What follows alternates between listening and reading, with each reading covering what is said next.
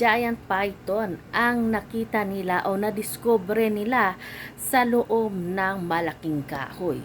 Sa isang kagubatan kasi, maraming mga puno ng kahoy na nagsisilakihan.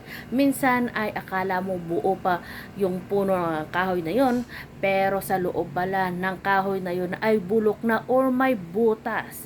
Kaya doon nila nadiskubre ang napakalaking ahas.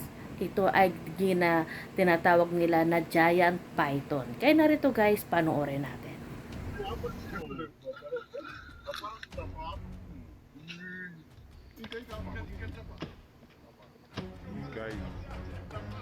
Guys, ya plannya sudah mau keluar guys.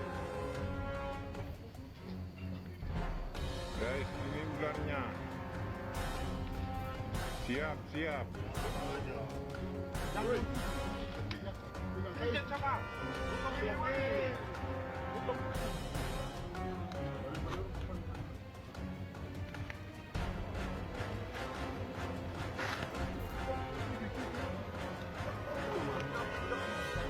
Diba guys, kita natin nakakatakot kasi napakalaki ng ahas na to. Kahit maliit lang ng ahas ay nakakatakot. Ito pa kaya ang pinakamalaking ahas na nakita nila, giant python nga, diba? Nakakatakot.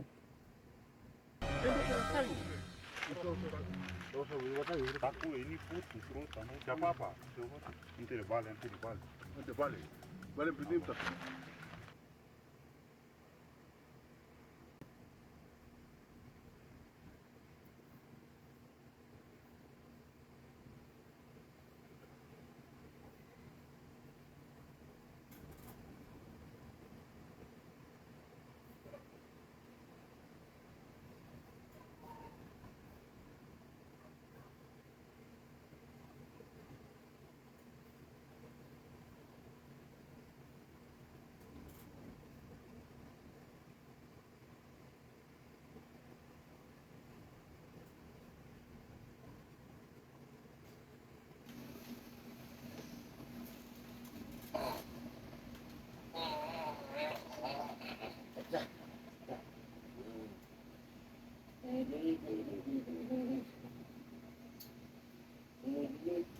Buti guys, di ba marami sila yung nagputo ng kahoy na yon. At buti na lang kamo, kitang-kita nila nung una pa lang.